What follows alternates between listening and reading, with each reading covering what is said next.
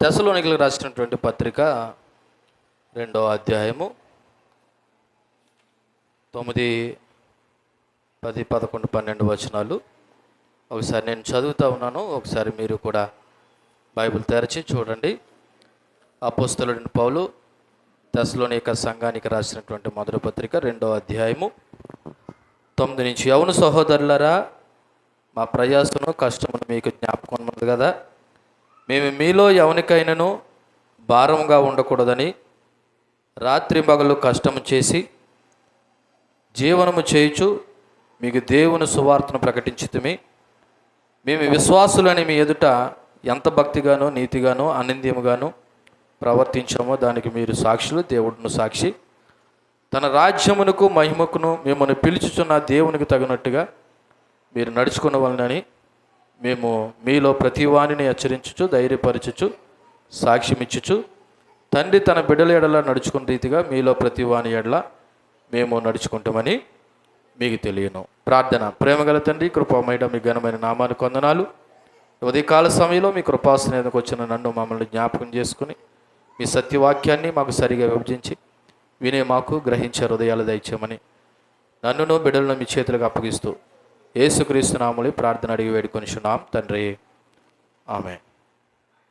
ప్రియ సంగమా, మనము గత 2 ఆదివారాలు గ్యాప్ రావడం వల్ల బహుశా మీరు మర్చిపోయి ఉంటారేమో. ఒకసారి మరలా నేను మీకు గుర్తు చేస్తూ ఉన్నాను. అపోస్తలుడైనటువంటి పౌలు తెస్సలోనిక సంఘానికి రాసినటువంటి పత్రిక 2వ అధ్యాయం ఏంటంటే, పౌలు మీద కొన్ని ఆరోపణలు రాగా అవన్నీ కూడా వాక్యాన్ని సంఘాన్ని ఆధారం చేసుకొని అంటే సాక్షులుగా పెట్టి, దేవుణ్ణి సాక్షిగా పెట్టి మేము మీ ఎదుట ఎలా ప్రవేశం చేశామో, ఎలాగ మీకు దేవుని యొక్క వాక్యాన్ని ప్రకటించామో, మేము ఎన్ని అవమానాలు పోరాటాలు ఎదుర్కొన్నామో, మీకు వాక్యాన్ని ఎలాగ బోధించామో, ఇవన్నీ కూడా సాక్ష్యం ఎవరంటే సంఘమైన మీరే, అలాగే దేవుడు కూడా అన్ని విషయాన్ని చెప్తూ మేము ఎక్కడా కూడా దేవుని యొక్క సేవను కపటంగా చేయలేదు, అపవిత్రంగా చేయలేదు, మోసయుక్తంగా చేయలేదు. అంతేకాదు, దేవుడు మమ్మల్ని పరీక్షించి యొక్క సువార్త చెప్పడానికి అవకాశము ఇచ్చాడు. కాబట్టి మేము ఎన్నడూ కూడా మనుషుల వల్ల ఘనత కోరుకోలేదు. స్తన్యమిచ్చు తల్లి తన బిడ్డలను గౌరవించినట్లుగా మేము కూడా మీ యందు మరి ఆ విధంగానే ప్రవేశించాము లేదా ప్రకటన చేసాము. ఆ మాటకు వస్తే సంఘమైన మీ కొరకు ప్రాణాలు ఇవ్వడానికి కూడా మేము సిద్ధపడ్డాము అని చెబుతూ ఈ 9వ వచనంలో విన్న విషయాలు ఏం చెప్తున్నాడంటే చూడండి ఒకసారి. మీకు గత వారం ముందు వర్తమానంలో చెప్పాను, అయినా సరే ఒకసారి గుర్తు చేస్తూ ఉన్నాను. 2వ అధ్యాయం 9వ వచనం. అవును సహోదరులారా అని మొదలెట్టి, మా ప్రయాస కష్టమును మీకు జ్ఞాపకం ఉన్నది కదా అంటున్నాడు. అంటే ఏంటి? మీకు క్రీస్తు సువార్తను ప్రకటించే విషయంలో ఎవ్వరికీ భారం ఉండకూడదని మేము ఏం చేసింది తెలుసా? ప్రయాసపడ్డాము, కష్టపడ్డాము. ఆ విషయం మీకు తెలుసు కదా అని పౌలు భక్తుడు సంఘాన్ని సాక్ష్యంగా పెడుతున్నాడు. ఇలా చూడండి, సంఘాన్ని లేదా సేవకుని పోషించే బాధ్యత ఎవరిది? సంఘానిది. కానీ పౌలు భక్తుడు సంఘానికి భారం ఉండకూడదని ఆయన ఏం చేశాడంట? కష్టపడి మరి వాళ్ళకి ఇబ్బంది లేకుండా ఆర్థిక భారం పెట్టకూడదని రాత్రింపగల్లో మేము కష్టపడ్డాము అనే విషయాన్ని అక్కడ చెప్తున్నాడు. చూడండి, రాత్రింపగల్లో కష్టము చేసి జీవనము చేయుచు మీకు దేవుని సువార్తని ప్రకటించాము. అంటే రాత్రింపగళ్ళు అంటే వీళ్ళు ఇంకా పగల సువార్త ఏమీ చెప్పలేదని కాదు, పగల సువార్త చెప్తూనే రాత్రి కొద్దిగా అధికంగా కష్టపడి, ఎక్కువ కష్టపడి కష్టార్జితం చేస్తూ సంఘానికి భారం కాకుండా వాళ్ళు దేవుని సువార్తను ప్రకటించాము. అంటే ఒక మాటలో చెప్పాలంటే మా జీవనోపాధి మేమే సంపాదించుకున్నాం, సంఘాన్ని మేమేమీ అడగలేదు. దానికి సాక్ష్యము మీరే. ఎందుకు మేము ఎలా కష్టపడవలసి వచ్చిందంటే ఎవరికి భారం కాకూడదని. ఏంటండి? ఎవరికి భారం కాకూడదని.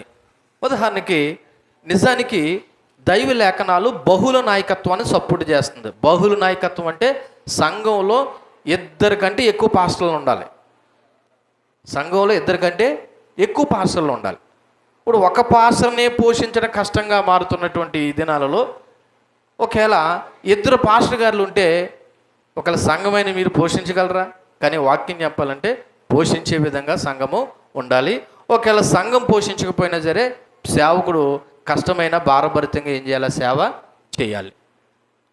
అయితే ఇక్కడ మేము ఎందుకు భారంగా ఉండకూడదు అనుకున్నామంటే, ఆర్థిక భారంగా ఉండకుండా, నిజానికి పౌలుకి హక్కు ఉంది, సంఘం మూలంగా బ్రతికే హక్కు ఉన్న సంఘం నుండి సహాయం తీసుకోలేదు, స్వయం సమృద్ధి ద్వారా సువార్త ప్రకటించాడు.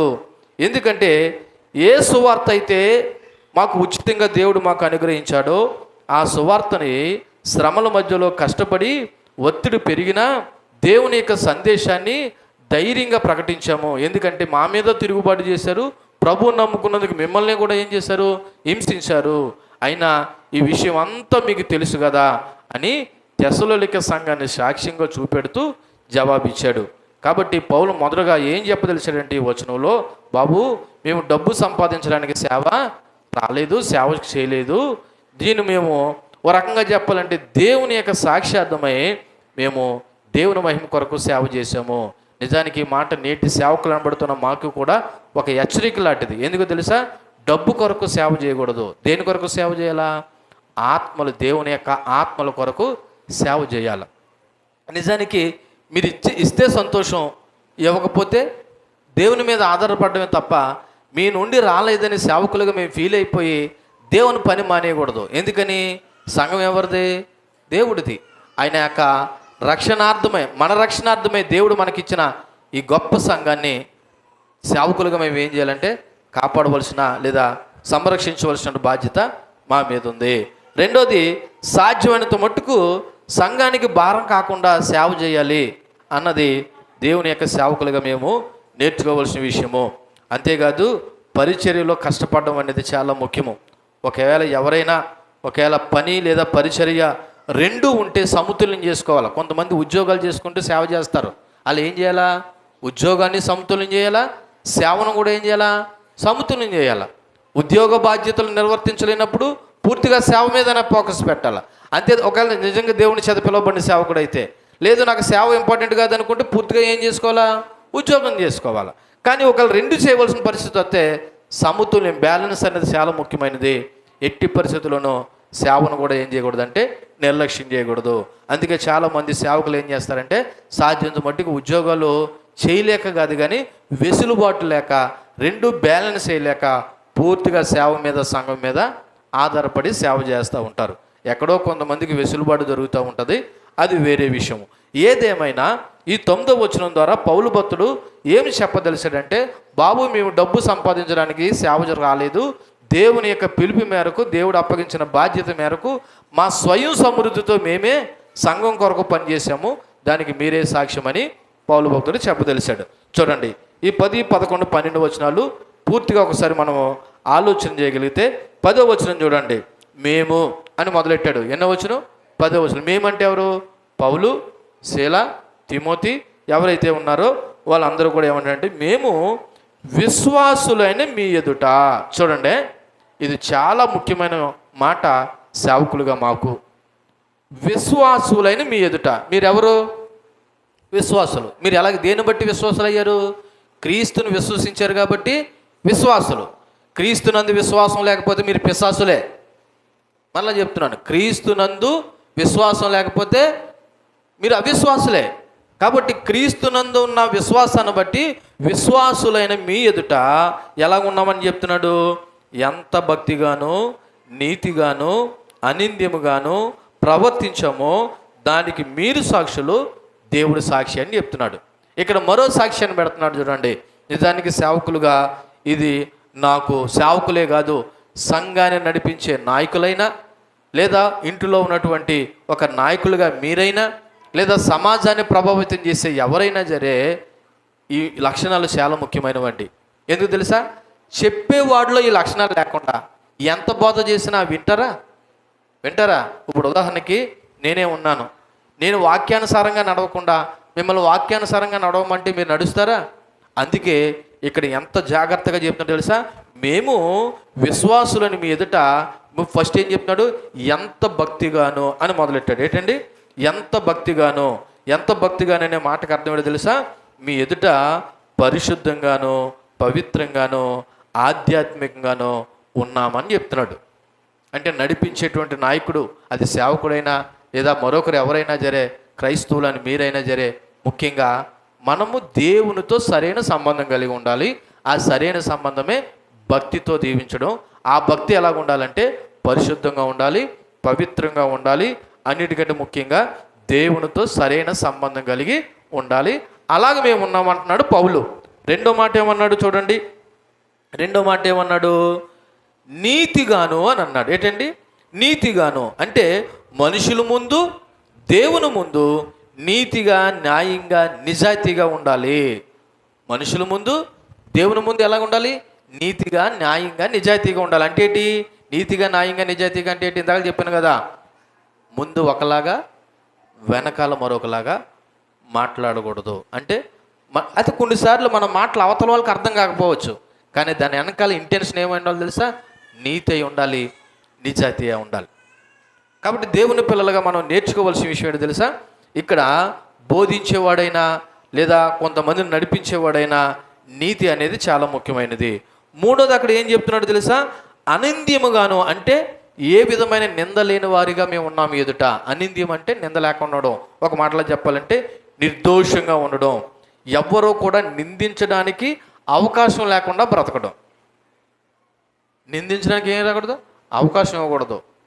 కొన్నిసార్లు మనకు మనుషులుగా తెలివితేటలు ఎక్కువైపోయి నేనేంటో నాకు తెలుసులే అంటారు.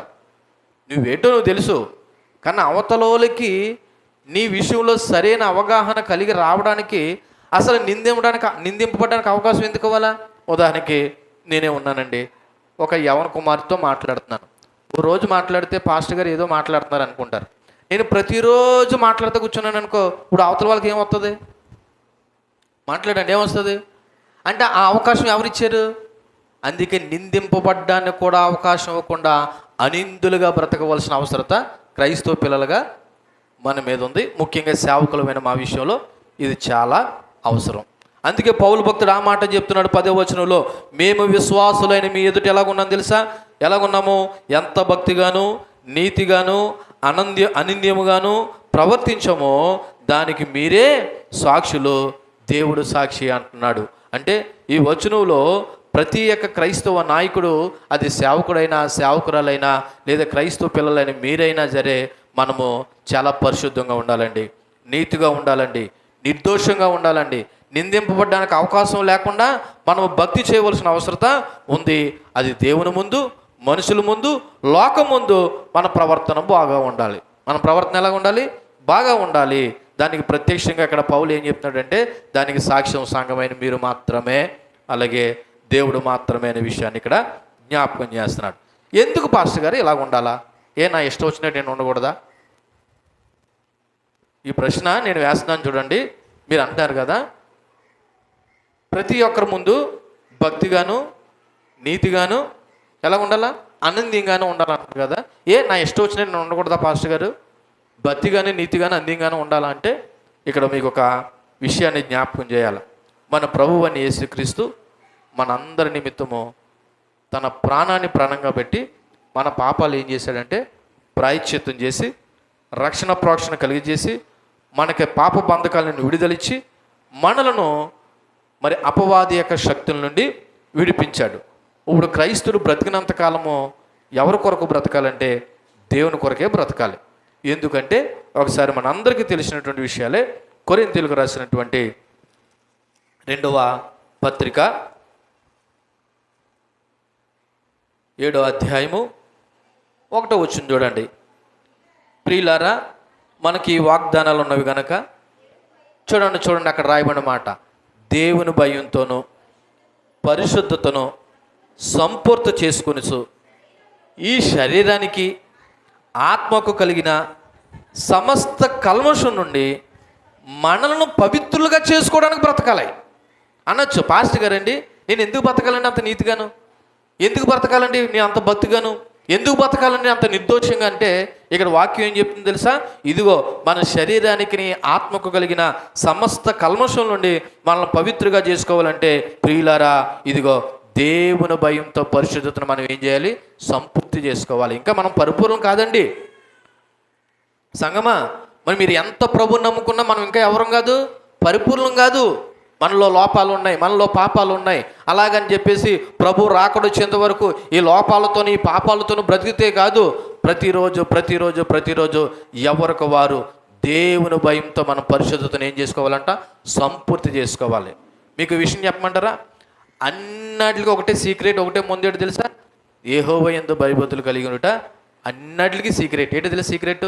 జ్ఞానం కావాలన్నా యెహోవా యందు భయభక్తులు, దీర్ఘాయుష్షు కావాలన్నా యెహోవా యందు భయభక్తులు, నీకు నిత్య జీవం కావాలన్నా యెహోవా యందు భయభక్తులు, నువ్వు దీవించబడాలన్నా యెహోవా యందు భయభక్తులు. ఈ ఒక్క పని చేయగలిగితే మనం అన్నీ పొందుకుంటామండి. కానీ విచిత్రం ఏంటో తెలుసా? ఆ ఒక్క పని చేయట్లేదు. కానీ దేవుడు ఏం చెప్తున్నాడు తెలుసా? మీరు దేవుని భయంతో పరిశుద్ధతను ఏం చేయాలా? సంపూర్తి చేసుకోవాలి. కాబట్టి నా ఇష్టానుసారంగా నేను ఉంటాను పాస్టర్ గారు అంటే కుదరదు. ఎందుకో తెలుసా? దేవుడు మనల్ని విలువ పెట్టి కొన్నాడు. మీ దేహంతో అనగా మన దేహంతో దేవుణ్ణి ఏం చేయాలంట? మహింపరచాలి. మన దేహంతో మన ఇష్టానుసారంగా బ్రతకడానికి కాదు. అదే కొరింథీయులకు రాసిన 2వ పత్రిక 1వ అధ్యాయము 12వ వచనం చూడండి. మా అతిశయం ఏదనగా లౌకిక జ్ఞానమును అనుసరింపక, అంటే లోకానుసారంగా అనుసరింపక, దేవుడు అనుగ్రహించే పరిశుద్ధతతోనూ నిష్కపటముతోనూ దేవుని కృపనే అనుసరించి లోకములో నడుచుకుంటూ మరియు విశేషంగా మీ ఎడల నడుచుకుంటూ మరియు మా మనస్సాక్షి సాక్ష్యమిచ్చుటయే అని పౌలు భక్తుడు చెప్తా ఉన్నాడు. లౌకిక జ్ఞానాన్ని అనుసరించి మనం ఏం చేయకూడదు? నడవకూడదు. లోకానుసారంగా నడవడానికి సంఘాన్ని దేవుడు పిలవలేదండి. ఆయన వాక్యానుసారంగా నడవడానికి అక్కడ రాయబడిన మాట పరిశుద్ధతతోనూ నిష్కపటంతోనూ దేవుని కృపను అనుసరించి లోకంలో బ్రతకాలి. అందుకే ఇక్కడున్న నాతో సహా మీ అందరికీ దేవుడు చెప్తున్న మాట తెలుసా? మన ఇష్టానుసారంగా మనకు బ్రతకడానికి హక్కు లేదు. ఎందుకో తెలుసా? మీరు నిజంగా సంఘం అయితే మన మీద హక్కు ఎవరికి ఉంది? సంఘానికి పురుషుడు ఎవరు? సంఘానికి పురుషుడు ఎవరండి? దేవుడు, యేసుక్రీస్తు. మన మీద హక్కు ఎవరికి ఉంది? ఇప్పుడు భార్య మీద హక్కు ఎవరికి ఉంది? భర్తకు ఉంది. ఇప్పుడు సంఘానికి భర్త ఎవరు? యేసుక్రీస్తు. ఇప్పుడు సంఘం మీద హక్కు ఎవరికి ఉంది? యేసుక్రీస్తుకు ఉంది. కాబట్టి నా ఇష్టానుసారంగా నేను నడుస్తానంటే కుదరదు. నువ్వు విశ్వాసం అయితే నీ ఇష్టానుసారంగా నడవడానికి హక్కు లేదు. ఒకవేళ అవిశ్వాసం అయితే నీ ఇష్టం నేనేమనలేను. అందుకే దేవుడు ఇక్కడ మనందరికీ హెచ్చరిక చేసే మాట ఏంటో తెలుసా? ఈ భూమి మీద ఉన్నంత వరకు దేవుని భయంతో పరిశుద్ధంగా జీవించవలసిన అవసరత ఉంది. అందుకే పౌలు భక్తుడు సంఘమైన మీ ఎదుట ఎలా జీవించని అంటున్నాడు? భక్తితోనూ నీతితోనూ అనింద్యంగాను మీ ఎడల మేము ఎలా ప్రవర్తించామో దానికి మీరే సాక్షులు, అలాగే దేవుడు కూడా సాక్షి అని చెప్తున్నాడు. సో ఈ వచ్చి నుండి ప్రధానంగా సువార్తను ప్రకటించడం మాత్రమే కాదు, ఆ సువార్తకు తగినట్లుగా జీవించడం చాలా ముఖ్యము. ఇప్పుడు నేనేమున్నాను? మీకు నీతిగా చక్కగా నీటిగా వాక్యం చెప్పేసి ఈ సువార్తకు తగిన విధంగా నేను జీవించలేదనుకో కార్యం జరగదు, సంఘంలో రిజల్ట్ కనపడదు. మీకు అప్పుడప్పుడు చెప్తా ఉన్నాను, మరలా చెప్తున్నాను, చాలామంది సువార్త చెప్పడానికి బయటికి వెళ్తారు. కానీ అందులో సగం మంది కాదు, సకానికంటే ఎక్కువ మారు మనసు లేని వాళ్ళే సువార్త చెప్తారు. అందుకే దేవుడు కార్యాలు జరగట్లేదు. అర్థమైందా? కాబట్టి ఇక్కడ సువార్త చెప్పడం ముఖ్యం కాదు, ఆ సువార్తకు తగినట్లుగా జీవించడము చాలా ముఖ్యము, ప్రాముఖ్యము. కాబట్టి పరిచర్యలో సందేశము ముఖ్యమైనదే, ముఖ్యంగా జీవితం యొక్క మాదిరి కూడా చాలా ముఖ్యమైనదే. ఈరోజున సందేశాలు అందరూ చేస్తారు. బలిపీఠం మీద కూర్చుంటే, లేదా ఈదులో కూర్చుంటే, లేదా కొంత 4 జంక్షన్ చోటు ఉంటుంది కదా, అలాంటి చోట కూర్చుంటే అందరూ సందేశాలు సూపర్ చేస్తారు. కానీ ఆ సందేశం ఇచ్చేవాడి యొక్క బ్రతికి ఎలాగ ఉన్నదన్నది చాలా ముఖ్యము. కాబట్టి మరి ఇక్కడ ఈ విషయాన్ని మనం జ్ఞాపకం చేసుకోవాలి. రెండోది, మనము దేవునికి జవాబుదారులము. ఎవరికి జవాబుదారులము? దేవునికి జవాబుదారులము. అందుకే చూడండి, ఫిలిప్పీలకు రాసినటువంటి పత్రిక 2వ అధ్యాయము 15వ వచనం చూడండి. ఫిలిప్పీలకు రాసిన పత్రిక 2వ అధ్యాయము 15వ వచనం.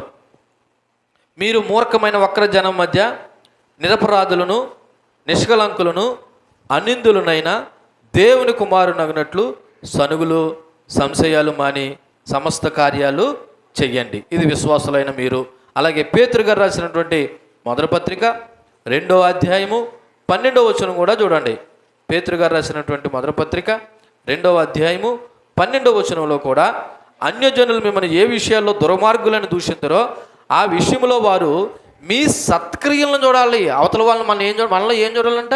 సత్క్రియలను చూచి వాటిని బట్టి దర్శన దినమున దేవుని మహిమపరిచినట్లు ఎవరి మధ్య అన్యజనుల మధ్య మంచి ప్రవర్తన గలవారే ఉండవాలని మిమ్మల్ని బతిమాలుకొనుచున్నాను. విచిత్రం ఏంటో తెలుసా? క్రైస్తవుల మధ్య మంచి ప్రవర్తన కలిగి ఉండట్లేదు. అన్యుల జనుల మాటలు పక్కన అలా ఉంచండి. క్రైస్తవులు తోటి క్రైస్తవుల మధ్య ఏ ప్రవర్తన కలిగి ఉండట్లేదు? మంచి ప్రవర్తన కలిగి ఉండట్లేదు. మనకి అటువంటి వాళ్ళు అవతల వాళ్ళు ఎలా మారుతారండి? వాక్యం ఏం చెప్తుంది? అన్యజనుల మధ్య దేవుని మహింపరచాలంటే క్రైస్తవులు అనబడుతున్నవాడు ఎలా ఉండాలంట? వారి మధ్య ఎలా ఉండాలి? దేవుని మహింపరిచే విధంగా ప్రవర్తన కలిగి ఉండాలి. మరి ఎన్ని వాక్యాలు ఆలకిస్తున్నారు? నాలాంటి వాడు ఎంత వాక్యం చెప్పి నేను అలా ప్రవర్తించి మీరు అలా ప్రవర్తిస్తే దేవునికి మహిమ ఎలా కలుగుతుంది? అర్థమవుతుందా సంగమా? ఇక్కడ పౌలు భక్తుడు సాక్ష్యంగా ఎవరిని పెడుతున్నాడు? ఆయన బోధకుడుగా ఉన్నాడు కాబట్టి సంఘాన్ని సాక్ష్యం పెడుతున్నాడు. ఒకవేళ నువ్వు నీ కుటుంబంలో ఎవరిని సాక్ష్యం పెట్టగలుగుతావు? నీ ఈదులో వారిని సాక్ష్యం పెట్టగలుగుతావా? నీ ఇంట్లో వారిని సాక్ష్యం పెట్టగలుగుతావా? నీ ఊరిలో వారిని సాక్ష్యం పెట్టగలుగుతావా? నేను మీ ఎదుట ఎలా ప్రవర్తించగలిగానని చెప్పడానికి? అందుకే ఇక్కడి నుంచి ఆయనను దేవుని భయంతో పరిశుద్ధమైన ప్రవర్తన కలిగి జీవించాలనే విషయాన్ని మనం అందరము నేర్చుకుందాం.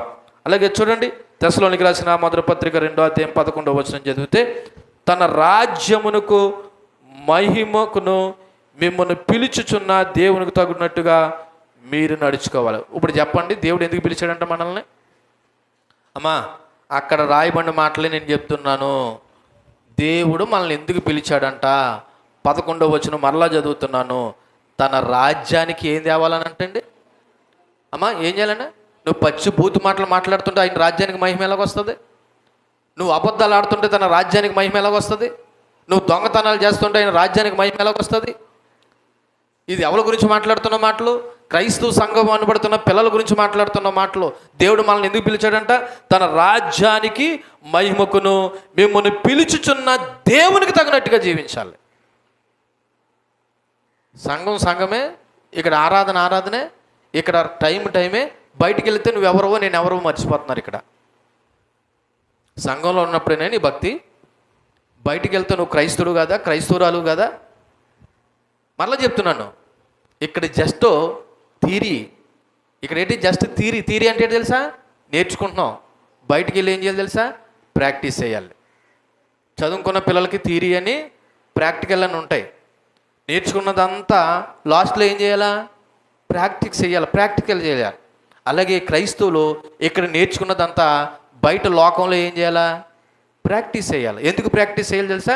దేవుడు అందుకే పిలిచాడంట నిన్ను. ఎందుకు పిలిచాడంట? ఆయనకు మహిమకు తగినట్లుగా జీవించాలని మనల్ని పిలిచాడంట. నువ్వేమంటావు తెలుసా? నా ఇష్టం పాస్టర్ గారు, నా నోరండి, నా జీవితం అండి, నా బ్రతుకండి. మీరెవరండి ప్రశ్నించడానికి? ఎవరింట్లో లేవండి, ఎవరి జీవితాలు లేవండి అంటే ఏంటి? నువ్వు ఎవరితో పోల్చుకుంటున్నావు? నువ్వు మాట్లాడండి. ఎవరితో పోల్చుకుంటున్నారు మీరు? మీరు పోల్చుకోవాల్సిన దేవుడితో కదా. పక్కలతో ఎందుకు పోల్చుకుంటున్నారు మీరు? వాళ్ళ ఇంట్లో లేవా, వీళ్ళింట్లో లేవా, నా జీవితంలో లేవా, వాళ్ళ జీవితంలో లేవంటే వాళ్ళు నరకని పోతావు, నువ్వు నరకని పోతావా? మాట్లాడండి. నువ్వు పక్కలతో పోల్చుకుంటే వాళ్ళతో మాట్లాడుతున్నా. నీ మాటలో నువ్వు ఎవరితో పోల్చుకోవాలా అంటున్నాడు పౌలు. ఇదిగో నేను క్రీస్తుని పోలి నడుచుకున్నాను కాబట్టి మీరు నన్ను కూడా, మరి నువ్వు క్రీస్తుని పోలి నడుచుకోవాలి కదా. నిజంగా దేవుని పిల్లవైతే, దేవుని ఎందుకు విశ్వాసం చెందారైతే నీ పోలిక, నీ గోలు ఎవరై ఉండాలా? యేసుక్రీస్తు ఉండాలి కదా. పక్కలతో ఎందుకు పోల్చుకుంటున్నావు నువ్వు అంటే నువ్వు ఇంకా ప్రభువు నేను ఎందుకు పిలిచాడో నీకు అర్థం అవ్వట్లేదు. అక్కడ స్పష్టంగా చెప్తున్నాడు 11వ మాటలో, తన రాజ్యమునకు మహిమకును మిమ్మల్ని పిలుచుచున్న దేవునికి తగినట్టుగా మీరు నడుచుకుని వాళ్ళని మేము మీలో ప్రతి వాన్ని ఏం చేశామంట? హెచ్చరించాము, ధైర్యపరిచాము, సాక్ష్యం ఇచ్చాము. తండ్రి తన బిడ్డల నడుచుకున్న రీతిలో మీలో ప్రతి వాని ఎట్లా మేము నడుచుకున్నామని చెప్తున్నాడు. ఎందుకు చేయాలి ఎంత పని పౌలు? వాక్యం చెప్పేసి వెళ్ళిపోవచ్చు కదా. వాక్యం చెప్పేసి వెళ్ళిపోవచ్చు కదండి. వాక్యం చెప్పేస్తే పని అవదండి, బ్రతుకు చూపిస్తే పని అవుతుందండి. దేవునికి మహిమ కలుగును గాక. అది సేవకులైనా విశ్వాసులు మీరైనా జరే. ఇప్పుడు నేను వాక్యం చెప్పేస్తే పని అవదు. ఆ వాక్యాన్ని తగ్గ బ్రతుకు నాలో ఉండాలి. అలాగే విశ్వాసులైన మీరు కూడా మీరు విన్న దాని ప్రకారంగా కూడా మీలో ఏముండాలి? మాదిరి ఉండాలి, బ్రతుకు ఉండాలి. ఇక్కడ చెప్తున్న మొట్టమొదటి ఫస్ట్ పాయింట్ ఏంటంటే, మీరు దేవుని రాజ్యానికి ఆయన మహిమకు పిలువబడ్డారనే విషయం మర్చిపోకండి. దేవుడు తెస్సలోనిక సంఘాన్ని కాదు పిలుస్తా, ఈ రోజున ఇక్కడ ఉన్న క్రైస్తవ సంఘం అనబడుతున్న అందరినీ కూడా ఎందుకు పిలిచాడంట? తన యొక్క రాజ్యానికి మహిమ తేవడానికి మనల్ని పిలిచాడు. అందుకే పరలోక ప్రార్థనలో ఏమన్నా, తండ్రి పరలోకమందు నీ చిత్తం జరుగుతున్నట్లు భూమి యందు కూడా నీ చిత్తం జరగాలి. ఎవరు చేస్తారు చిత్తం? అన్యులు చేస్తారా? దేవుని ఎరగని వాళ్ళు చేస్తారా? లేకపోతే దేవుని దూషించే వాళ్ళు చేస్తారు? ఎవరు చేస్తారు దేవుని చిత్తాన్ని? దేవుని పిల్లలైన నువ్వు నేనే కదా దేవుని చిత్తాన్ని చేయాలి. దేవుని పిల్లలు దేవుని చిత్తం చేయకపోయి, దేవుని ఎరగని వాళ్ళు ఎలాగో దేవుని చిత్తం చేయకపోతే ఆయన రాజ్యానికి మహిమ ఎలాగ వస్తుంది? ఆయన రాజ్యానికి మహిమ ఎలాగ వస్తుందండి? కాబట్టి ఇక్కడ కింగ్డమ్ ఆఫ్ గాడ్ అంటే దేవుని యొక్క రాజ్యానికి సంబంధించి ఆయన పాలనలో ఉన్నామని మనం గ్రహించాలి. ఆయన మహిమ కొరకు ఈ భూమి మీద బ్రతకాలి. ఎంతోమంది భక్తులు ఎన్నో త్యాగాలు ఎందుకు చేసేశారు? వాళ్ళ యొక్క ఎట్టి సుఖాలు సౌఖ్యాలు వాళ్ళ భోగాలు ఎందుకు విడిచిపెట్టారు? ఇదిగో దేవుని మహిమ తేవాలంటే నేను ఇవన్నీ కూడా ఏం చేయాలా? విడిచిపెట్టాలి. నా నోరు కాచుకోవాలి, నా కోరికలను కాచుకోవాలి, నా సూపు కాచుకోవాలి, నా ప్రవర్తన కాచుకోవాలని ఎంతోమంది భక్తులు కఠినమైన భక్తి ఎందుకు చేశారంటే ఆయన రాజ్యానికి మహిమ తేవాలని. ఎందుకంటే మనం మన సొత్తు కాదు, మనకు హక్కు లేదు. ఈ భూమి మీద బ్రతుకుతున్నామంటే ఆయన కృప. ఆయన కృపలో బ్రతుకుతున్న నువ్వు నేను మన ద్వారా దేవునికి ఏం కలగాలి? మహిమ కలగాలి. మన పిల్లల ద్వారా మనకు మహిమ రావాలని కోరుకుంటున్నామా? మాట్లాడరండి. మన పిల్లల ద్వారా మనకి ఏం రావాలని కోరుకుంటున్నాం? మనకి గౌరవం కావాలని కోరుకుంటున్నాం. వాళ్ళు ఉద్యోగాలు చేస్తే, వాళ్ళు ఆశీర్వదింపబడితే, వాళ్ళు మంచి పొజిషన్లో ఉంటే, నా కొడుకుండి, నా కూతురండి అని మనం ఎలాగ మహిమను కోరుకుంటున్నామో దేవుడు కూడా తన పిల్లలైన మనల్ని బట్టి ఆయన మహిమను కోరుకోడా? అందుకే కదా నేను పిలిచానని మనల్ని పిలిచాను అంటున్నాడు. ఈజ్ గ్లోరీ, ఆయన మహిమ, దేవుని మహిమను ప్రతిబింబించడం అంటే ఆయనకు తగిన రీతిగా మనం ఈ భూమి మీద బ్రతకాలి. పరలోకి వెళ్ళిన తర్వాత కాదండి, భూమి మీద ఉండగానే బ్రతకాలండి. మీకు విషయం చెప్పనా? ఇలా చూడండి, భూమి మీద ఎవరైతే ఆయనకు తగ్గట్టుగా బ్రతుకుతారే వాళ్ళే పరలోకంలో ఉంటారు. భూమి మీద బ్రతకలేనివాడు పరలోకంలో ఎలా బ్రతుకుతాడండి? ఇక్కడ ఆరాధన చేయలేనివాడు పరలోకాన్ని ఎలా ఆరాధన చేస్తాడండి? ఇక్కడ భక్తి చేయలేనివాడు పరలోకానికి వెళ్ళి ఎలా భక్తి చేయగలుగుతాడండి? ఇక్కడ ప్రాక్టీస్ చేసినాడు కదా అక్కడ ఉండేది. ఈ లాజిక్ ఎలా మర్చిపోతున్నాం అండి మనం? ఈ లాజిక్ ఎలా మర్చిపోతున్నాం? ఇప్పుడు ఆయన రాజ్యంలో ఉండాలంటే ఎవరు ఉంటారు? మీకు అర్థమయ్యే భాషలో చెప్తానే. భూమి మీద చాలా పార్టీలు ఉంటాయి, పొలిటికల్ పార్టీలు. ఎవడు ఏ పార్టీలో ఉంటే ఆ పార్టీ మాటే మాట్లాడతాడండి. ఆడి మాట మార్చాలంటే ఆ పార్టీ నుంచి ఈ పార్టీకి వచ్చేస్తేనే మాట మారుతాడు.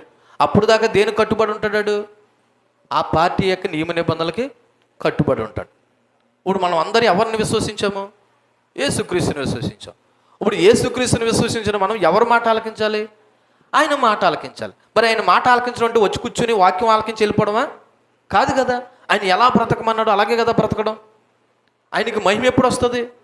ఆయన చెప్పినట్టుగా, ఆయన బ్రతకమన్నట్టుగా మనం బ్రతుకుతేనే కదా. అది కూడా ఎక్కడ బ్రతకాలి? భూమి మీద ఉండగా బ్రతకాలా? పరలోకానికి వెళ్ళిన తర్వాత బ్రతుకుతావా? పరలోకానికి తర్వాత వెళ్ళిన తర్వాత బ్రతకడాలు ఏముండవు. ఇక్కడ బ్రతికిన దాన్ని బట్టే నువ్వు పరలోకానికి వెళ్ళడమా నరకానికి వెళ్ళడం అనేది డిసైడ్ అయిపోద్ది. చచ్చిపోయిన తర్వాత కొంతమంది నీ పవిత్రాత్మకు శాంతి చేకూరాలని ప్రార్థన చేస్తున్నాం అంటారు, పాపం తెలియక. ఇంక చచ్చిపోయిన తర్వాత పవిత్రాత్మలకి ఏముండదు. ఇంకా ఏదైనా బ్రతుకున్నప్పుడే, ఊపిరి ఉన్నప్పుడే. నీ భక్తి ఏదైనా భూమి మీద సజీవుడిగా ఉన్నప్పుడే. భూమి మీద ఆయన మహిమగా బ్రతకలేని వాళ్ళు, మహిమ తేలైనోడు పరలోక రాజ్యంలో ఉండలేడండి. భూమి మీద దేవునికి మహిమ తెచ్చినోడే పరలోక రాజ్యంలో దేవునికి మహిమ తెస్తాడు. ఇక్కడ భూమి మీద దేవుని అవమానపరిచినాడు, దేవునికి వ్యతిరేకంగా బ్రతుకున్నాడు, పరలోక రాజ్యంలో దేవుడికి అవసరం లేదు. మనలో మన మాట ఇలా చూడండి, అపవాదన పడుతున్న లూసిఫర్ని దేవుడు ఎందుకు ఆయన మహిమ నుండి కింద గెంటేశాడు? గర్వం కాదు కారణం, ఆయన మాట వినకపోవడం, ఆయనకు తగినట్టుగా బ్రతకపోవడం. ఒరే బాబు, నా పార్టీలో ఉండాలంటే నువ్వేం చేయాలా? నాకు తగినట్టుగా ఉండాలా? మరి లూసిఫర్ ఏం చేశాడు? ఆయన తగినట్టుగా జీవించలేదు. మరి ఆయన తగినట్టుగా జీవించలేదని ఎక్కడి నుంచి దోసేశాడు ఆయన్ని? పైనుంచి కింద దోసేశాడు. మరి కింద నుంచి పైకి వెళ్ళడం కష్టమా? పైనుంచి కిందకి రావడం కష్టమా? కింద నుంచి పైకి వెళ్ళడం కష్టం, పైనుంచి కింద తోసేస్తే పడిపోతాం. మరి కింద నుంచి పైకి వెళ్ళడం కష్టం అంటే ఎంత భక్తి మనం ప్రభుకు తగినట్టుగా జీవిస్తే ఆయన రాజ్యానికి వెళ్ళగలుగుతాం? ఒకసారి ఆలోచన చేయండి. భక్తి అంటే ఏదో వచ్చాను, కూర్చున్నాను, 4 పాటలు పాడాను, పాట ఆడేవాళ్ళు, మూజు కొట్టేవాళ్ళు మూజు కొట్టాను, నాలాంటి వాక్యం చెప్పేశాడు, మీలాంటి వినేసిపోయారంటే కాదండి భక్తి. భక్తి బయట చూపించాలి. ఎందుకు చూపించాలంటే అక్కడ రాయబడిన మాట 11వ వచనంలో, తన రాజ్యానికి మహిమకును మిమ్మల్ని పిలుచుచున్న దేవునికి తగినట్టుగా మీరు జీవించాలి. అంటే దేవుడు పిలిచిన పిలుపు తగినట్లుగా జీవితాంతము జీవించాలి. ఇది ఒక్కసారి మార్పు కాకపోయినా నిత్యము మన జీవితంలో కనబడాలి. ఏ మనుషుడు ఒకరోజు మారకపోవచ్చు, కానీ రోజు రోజు మనలో ఏం కనపడాలి? మార్పు కనపడాలి కదండి. పిల్లోడు పుట్టిన వెంటనే ఒకలాగా ఉండడు, రోజులు గడిచేది వాళ్ళలో ఎలా మార్పు కనపడుతుందో మన ఆధ్యాత్మిక జీవితంలో కూడా మార్పు కనపడాలి. ఇక్కడ మరొక మాట కనపడుతూ ఉంది ఆ 11వ వచనంలోనే. ఇదిగో చూడండి, దేవునికి తగినట్టుగా మీరు నడుచుకుని వాళ్ళని మేము మీలో ప్రతి వాడిని ఏం చేసామంట? హెచ్చరించాము, ధైర్యపరిచాము, సాక్ష్యం ఇచ్చాము అన్నట్టు కొన్ని మాటలు కనబడుతున్నాయి. అంటే ఏంటి? మిమ్మల్ని ప్రోత్సహించాం, బలపరిచాం, ఓదార్చాం, మీ హృదయాలను ఆనందపరిచాం. ఒకవేళ హెచ్చరించవలసిన సమయంలో హెచ్చరించాము, బాధల్లో ఉంటే ఏం చేసాము? ఓదార్చాము, సంతోషంలో పాలుపొంపులు పొందుకున్నాము. ప్రతి ఒక్కరి యొక్క వ్యక్తిగత సంరక్షణ మేము చూసుకున్నాము. ఎందుకంటే దేవునికి పిలుపు తగినట్లుగా జీవించేవాడిని పౌలు ఆ విధంగా బలపరిచాడు. పరిచర్య యొక్క సంపూర్ణమైన యొక్క లక్ష్యం ఇక్కడ కనపడుతుంది. ఏంటో తెలుసా? విశ్వాసులు కేవలం రక్షణ పొందిన వారిగా మాత్రమే కాకుండా దేవుని రాజ్యానికి మరియు ఆయనకి మహిమకు తగినట్లుగా జీవించేలాగా సేవకుడు చేయవలసిన బాధ్యత.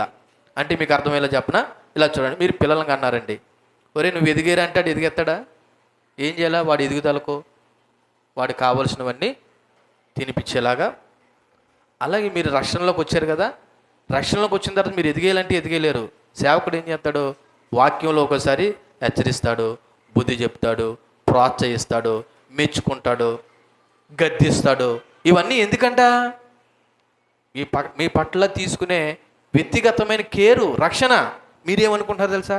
పాస్టర్ గారు ఈరోజు వాక్యం నా గురించికే చెప్పారు, మరి నీ గురించి చెప్పకపోతే ఎవరి గురించి చెప్పాలండి? సంగమా, మీ గురించి చెప్పకపోతే వాక్యం పక్కల గురించి చెప్పమంటారా?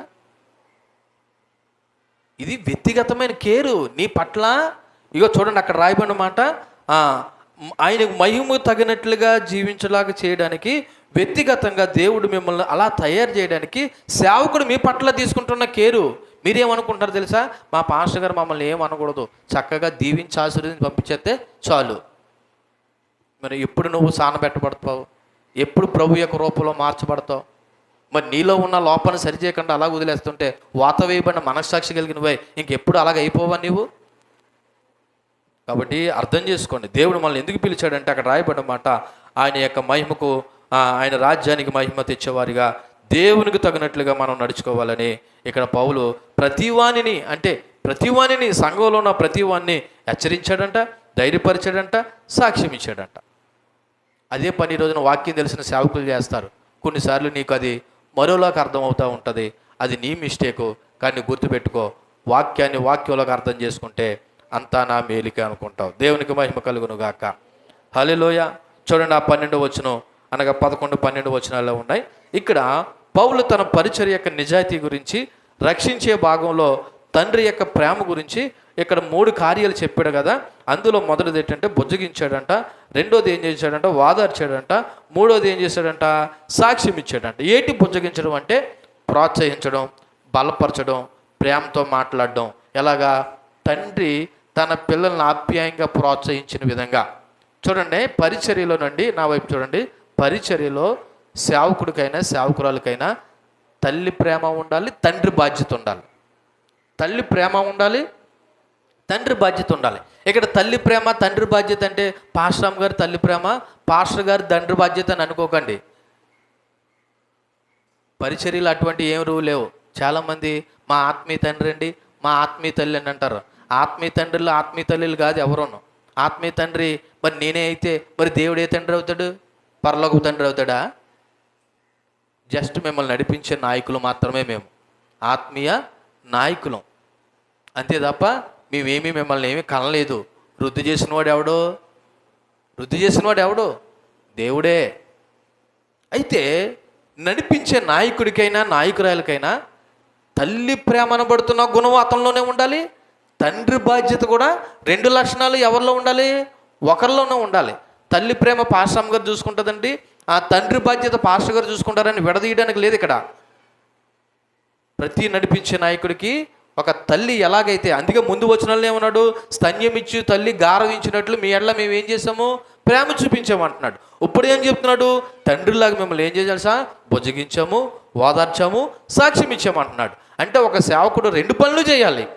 నడిపించేవాడు తల్లిలాగా ప్రేమించాలి, అవసరమైతే తండ్రిలాగా కూడా ఏం చేయాలి? బాధ్యత తీసుకోవాలి. ఆ బాధ్యతలో కొన్నిసార్లు బుజ్జగించేది ఉంటుంది, ప్రోత్సహించేది ఉంటుంది, అవసరమైతే బుద్ధి చెప్పేది కూడా ఉంటుంది. రెండోది ఏమన్నాడు? వాదార్చాము అంటున్నాడు.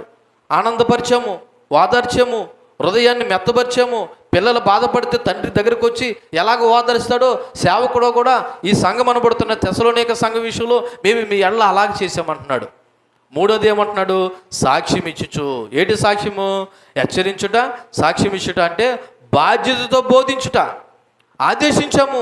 తండ్రి పిల్లలను సరైన మార్గంలో కొన్నిసార్లు కఠినంగా ప్రవర్తిస్తాడు. అనిపిస్తుంది, మా నాన్న అనిపిస్తుంది ఒకసారి పిల్లకి, ఇటు మా నాన్న ఎంత కఠినంగా కొడేశాడా, ఎంత గట్టిగా కొడేశాడా అంటే ఎందుకు కొట్టవలసి వచ్చింది, ఎందుకు తిట్టవలసి వచ్చింది? ఎందుకంటే నువ్వు సరైనటువంటి క్రమంలో నడవాలని తండ్రి ఏం చేశాడు నిన్ను, అంతే తప్ప ప్రేమలోకి కొట్టాడా, ప్రేమలోకి తిట్టాడా? పాపం పిల్లలకు అర్థమాక మా నాన్న కూడా వేసాడు, మా నాన్న అంటే నాకు ఇష్టం ఉండదు, మా అమ్మతోనే నేను మాట్లాడతానంటది. ఎవరు? ఆ పిల్ల. వాళ్ళ అమ్మ కొడితే అమ్మ అంటే నాకు ఇష్టం లేదు, ఎవరితో మాట్లాడతాను నేను, నాన్నతోనే మాట్లాడతాను అంటది. ఇక్కడ కొట్టేశారని కాదు, ఎందుకు కొట్టారన్నది ప్రశ్న వేసుకోవాలా. ఎందుకు కొట్టారు, నన్ను ఎందుకు తిట్టారు అన్న ప్రశ్న వేసుకుంటే, అవును కదా నాలో మిస్టేక్ ఉండడం వల్లే కదా మా నాన్న నన్ను తిట్టాడు, నన్ను కొట్టాడు అన్నటువంటి ఆలోచన కలుగుతుంది. ఇక్కడ కూడా పౌలు భక్తుడు ఏమంటున్నాడంటే, ఇదిగో కొన్నిసార్లు శారీరక సంబంధమైన తండ్రి పిల్లల్ని ఎలాగైతే కఠినంగా హెచ్చరించి బుద్ధి చెప్తాడో, మేము ఈ 3 పనులు చేసాము. ఈ విషయంలో బుజ్జగించాము, వాదార్చాము, సాక్ష్యం ఇచ్చాము, అనగా హెచ్చరించాము, బోధించాము. ఈ 3 కార్యాలు కలిపి సంపూర్ణమైన తండ్రి యొక్క పాత్రను చూపిస్తున్నాయి. అంటే ప్రేమ, ఓదార్పు, బాధ్యత. అంతకుముందు వచనాల్లో ఏం చెప్పాడు? మృదువైనటువంటి తల్లి ప్రేమ. ఎక్కడ? 7వ వచనంలో, అయితే స్తన్యమిచ్చు తల్లి తన సొంత బిడ్డలను గారవించినట్లు మేము ఈ మధ్యన ఏమై ఉన్నాము? సాధులమై ఉన్నాము, ప్రేమ చూపించాము అంటున్నాడు. అందుకే ఇక్కడ బ్యాలెన్స్ అనేది చాలా ముఖ్యమైనది. బ్యాలెన్స్ అనేది చాలా ముఖ్యమైనది. ఇది ప్రేమతో కూడిన బాధ్యత. మన యొక్క వర్తమాన అంశం పేరేంటంటే మరి సేవ యొక్క పవిత్రత, సేవ యొక్క పరిచర్య యొక్క పవిత్రత. పరిచర్యలో ఏముండాలి తెలుసా? పవిత్రత కనబడాలి.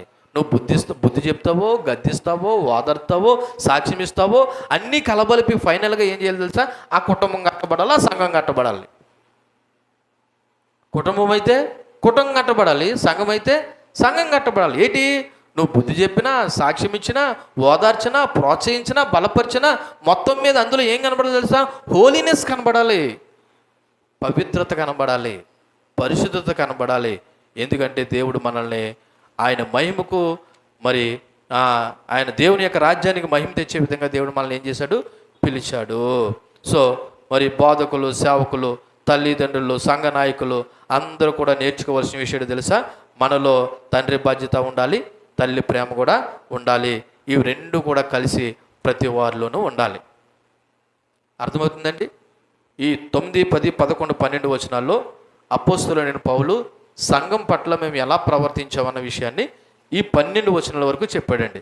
తర్వాత నుంచి 13 వచనం నుంచి సంఘం యొక్క రెస్పాన్స్ కనబడుతుంది, సంఘం ఎలా ప్రతిస్పందించింది అన్నది కనబడుతుంది. కానీ సేవకుడు ఎలా ఉండాలి, నడిపించే నాయకుడు ఎలా ఉండాలి అని సేవకులుగా మేము నేర్చుకోవడానికి ఉంది, ఒక తల్లిగా ఒక తండ్రిగా మీరు నేర్చుకోవడానికి ఉంది. కానీ ఒక మాట చెప్తున్నాను చూడండి, ఇక్కడున్న మనం అందరం కూడా ఆయన రాజ్య మహిమకు పిలువబడ్డామనే విషయం మాత్రం మర్చిపోకండి. వ్యక్తిగత లక్ష్యాలు మనకేమీ లేవు, అందరి లక్ష్యము ఒకటే. పిలువబడిన ప్రతి ఒక్కరూ కూడా దేవుని రాజ్య మహిమకు మనము పిలువబడ్డాము. అందుకొరకు నువ్వు ఇంకా ఏం చేస్తే బాగుంటుందో ఆలోచన చేయి, ఎక్కడ సరి చేయబడితే బాగుంటుందో ఆలోచన చేయి, ఎక్కడ నువ్వు ఇంకా క్రమపరచబడితే బాగుంటుందో ఆలోచన చేయి, ఎక్కడ నేర్చుకుంటే బాగుంటుందో ఆలోచన చేయి తప్ప నువ్వు ఏ విధంగా నువ్వు లోకానుసారంగా బ్రతకడానికి దేవుడు మనల్ని పిలవలేదు. లోకానుసారంగా పిలిచేలాగుంటే మనం దేవుని మందిరానికి రావాల్సిన అవసరం లేదు. అందుకే దేవుడు ముందుగానే యోహాను రాసిన మొదటి పత్రిక 1వ అధ్యాయం 12వ వచనంలో ఏం చెప్పాడు ఒకసారి చూడండి. అక్కడ యోహాను రాసినటువంటి మొదటి పత్రిక 2వ అధ్యాయము 15వ వచనంలో, ఈ లోకమునైనను లోకములో ఉన్న వాటినైనను ప్రేమించకండి, ఎవడైనా లోకాన్ని ప్రేమించిన యెడల తండ్రి ప్రేమ వాళ్ళలో ఉండదు. లోకంలో ఉన్నదంతా అనగా శరీరాశ, నేత్రాశ, జీవడంబము తండ్రి వల్ల పుట్టినవి కావు. ఇవన్నీ కూడా లోక సంబంధమైనవే. లోకాన్ని దాని ఆశ గతించిపోతుంది, కానీ దేవుని చిత్తమును జరిగించువాడు నిరంతరము నిలిచును. మరి దేవుని చిత్తం ఎక్కడ నెరవేరుతావు? చచ్చిపోయిన తర్వాత. చచ్చిపోయిన తర్వాత దేవుని చిత్తాన్ని నెరవేరుస్తావా? మరి ఎప్పుడు నెరవేర్చాలి? బ్రతుకున్నప్పుడు కదా. మరి బ్రతుకున్నప్పుడు నెరవేర్చాలన్నవాడు మరి ఎందుకు నీ యొక్క విధానము క్రైస్తవ దేవుడికి తగినట్టుగా బ్రతకలేకపోతుంది? చూడండి, ఆ తెస్సలోనికి రాసిన పత్రికలో ఆ 11వ వచనంలో ఏం చెప్పాడు? తన రాజ్యానికి మహిమకుని మిమ్మల్ని పిలుచుచున్న దేవునికి తగినట్టుగా. ఇక్కడ నీ పోలిక ఎవరు? నీ మ్యాచింగ్ ఎవరు? చదువుకున్న పిల్లలకి మ్యాచింగ్ ఉంటాయా?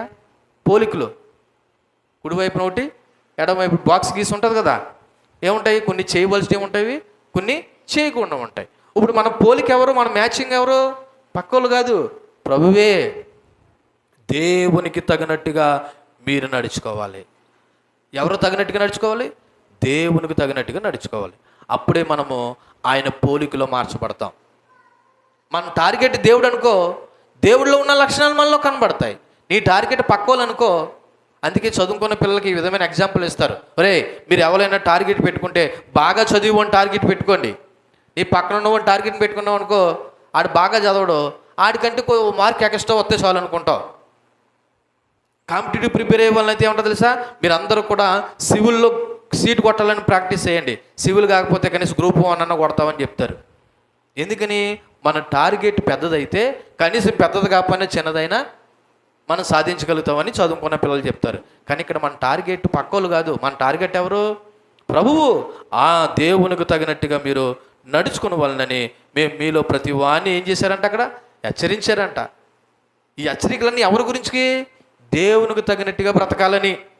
అలాగే ధైర్యపరిచారంట, సాక్ష్యం ఇచ్చారంట. తండ్రి తన బిడ్డల ఎడల ఎలాగైతే కొన్నిసార్లు నడుచుకుంటాడో ఆ విధంగానే నడుచుకుని మీలో ప్రతి వాని ఎడల మేము అలా నడుచుకుంటామని మీకు తెలియనని టోటల్గా పౌలు భక్తుడు తన యొక్క సేవా సాక్ష్య జీవితాన్ని సంఘాన్ని సాక్ష్యంగా, దేవుడు సాక్ష్యంగా పెట్టి మాట్లాడాడు. ఈ మాటల్లోనున్న సత్యాన్ని దేవుని పిల్లలని మీరు కూడా గ్రహించి మరలా దేవుని వాక్యాన్ని విని దేవునికి మహిమ తగినట్టుగా మనం అందరము బ్రతికి ఆయన నామాన్ని గణపరిచి ఇది ఒక రోజున ఆయనతో పాటు ఆయన రాజ్యంలో ఉందముగాక. దేవుడి మాటలు మన వెనుకల్లో దీవించి ఫలింపచేయునుగాక. ఆమేన్. కళ్ళు మూసుకోండి, ప్రార్థన చేద్దాం. చెప్పబడిన మాటలను బట్టి, వాక్యాన్ని బట్టి ఒకసారి మనం ప్రార్థన చేద్దాం.